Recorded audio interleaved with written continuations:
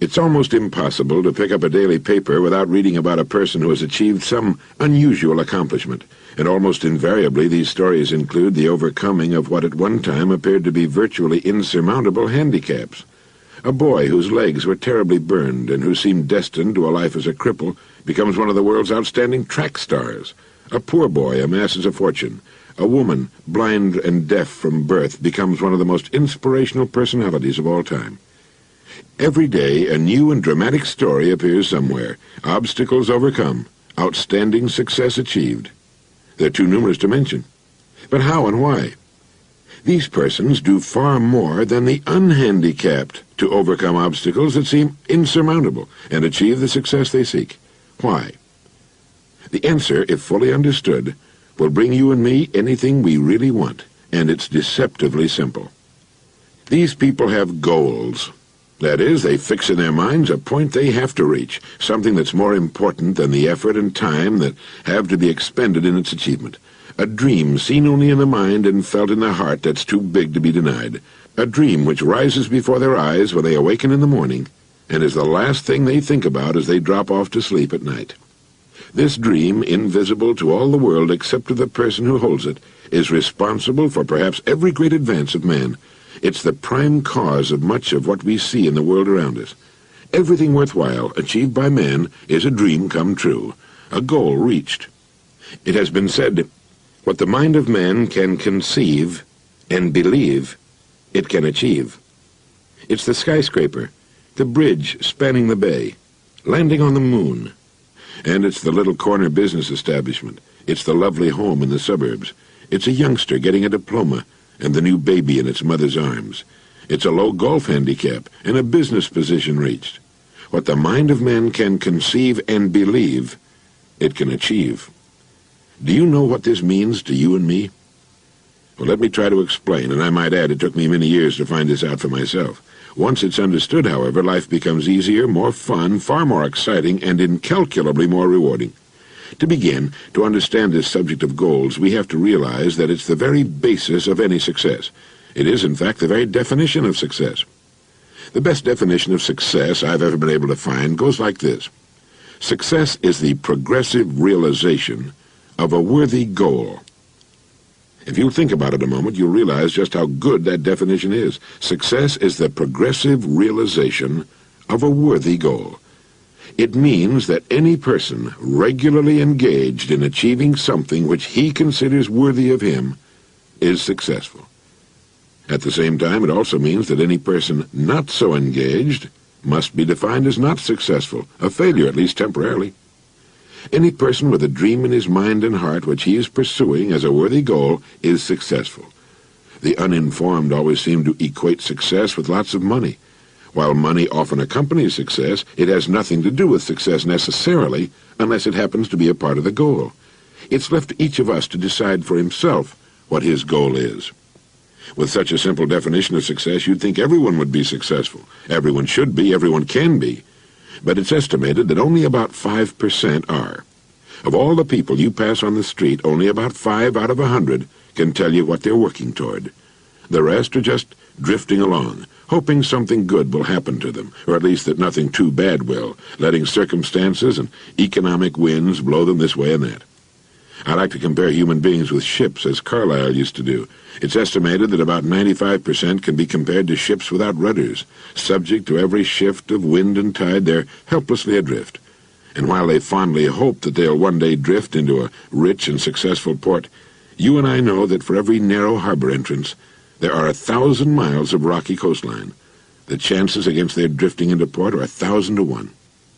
But the 5% who have taken the time and exercised the discipline to decide on a destination and to chart a course, sail straight and far across the deep oceans of life, reaching one port after another, and accomplishing more in just a few years than the rest accomplish in a lifetime. If you should visit a ship and ask the captain his next port of call, he'll answer you in one sentence. Even though the captain of a ship cannot see his destination for fully 99% of his journey, he knows what it is, where it is, and that barring an unforeseen and highly unlikely catastrophe, he'll reach it if he keeps doing certain things a certain way every day. Every person should do the same thing. Unless you can say in one concise sentence what your goal is, the chances are good that you've never clearly defined your goal. When you ask most people what it is they seek, they'll answer in vague, general, non-specific terms. They'll say happiness or health or money. These are not goals. They're simply general conditions desired by everyone. When we talk of goals, let's be specific. What is it you want, you as a person? What is it you would like very much to have or to be or to do, even though you may feel it's for one reason or another somewhat beyond your reach at the present time? You see, if you can tell me what you want, I can tell you how to get it, as long as it's worthy of you. Proceeding successfully through a lifetime should be a matter of progressively setting and achieving goals one after another, each a little better and perhaps more interesting than the preceding. Just as a ship can sail to only one port at a time, set your first port of call. When you reach it, and reach it you will, you can set a new goal, and then another. By following this meaningful and common-sense approach to life, you'll be successful and can accomplish more in 5 years than the great majority of people do in a lifetime. Now let me tell you of a way to clarify your thinking and establish your first goal if you don't already have one. Knowing that without a goal we're unsuccessful, but that with a goal we will have direction and purpose and that our goal will be reached, we begin to realize that establishing a clearly defined goal is one of the most important steps we can possibly take. If you do not know what it is you want more than anything else, in other words, if you're not one of the fortunate who knows exactly what it is he or she seeks, set some time aside right now. Spend an hour or so, or many hours, even days if necessary, writing down the things you would most like to have. Make a want list. This could include a more beautiful home, a new car, a wanted child, a certain amount of money, a better job, better grades, a particular position in your school or organization, any one of 100 things. Write down as many as you can think of. If you're married, it's a good idea to do this with your spouse. When you've written down all the things you want, all of them, choose one. Only one that you want more than all the others. Write this on a separate sheet or draw a circle around it. Now put the sheet away and forget about all the ideas except the one you've decided to accomplish first. Like a ship, a person can reach only one port at a time. Most of the confusion and indecision suffered by the majority of people is caused by their half-heartedly wanting so many things that they can't decide which to go after first. As a result, they run in circles and often accomplish little or nothing at all. Remember, as a rule, you can achieve only one goal at a time. Once you've decided upon the one goal you first intend to reach, write it out on a card to carry with you. Think about it the first thing in the morning and the last thing at night. Think about it as often during the day as you can. By doing this, you'll be forcing your goal into your subconscious mind, from which will come the answers as you need them for its accomplishment. This is the process used by the world's successful men and women. Think about your goal as often as you can. Get a mental image of it as having already been accomplished. But be sure to be absolutely specific. Don't generalize. If your goal is a certain amount of money, write down the exact amount and the time limit for earning it. If your goal is a beautiful home, get a picture of the exact home, even if you have to pay an architect to draw the plans for you. You might as well, because you will achieve it. But be very careful on what you set your mind and heart, for if you want it strongly enough, you'll get it. I spent more than 16 years looking for the so-called secret of success. I wanted to know what element or elements separate the haves from the have-nots, not just in a financial sense, although that's certainly an important part of living, but in every sense. I started looking for the answer in 1933 during the Depression, and I didn't find it until New Year's Day, 1950. All of a sudden I realized that in the hundreds of lives I'd studied, in the countless books I'd read, a plain and simple fact had been staring me in the face all along, and it is simply that we become what we think about. You see, you are at this moment nothing more than the sum total of your thoughts to this point. Similarly, you'll be next year, 5 years from now, and so on, what you think about from this point onward. That's why establishing a goal is vital to success. Unless we're thinking about the thing we wish to accomplish, our thinking is erratic, confused, jumping first from one thing to another, with the result that we accomplish nothing, arrive nowhere, travel in circles. By thinking every morning, every night, and as many times during the day as we can about the single goal we've established for ourselves, we actually begin moving toward it and bringing it toward us. When we concentrate our thinking, it's like taking a river that's twisting and turning and meandering all over the countryside and putting it into a straight, smooth channel. Now it has power, direction, economy, speed, It's the same with our minds.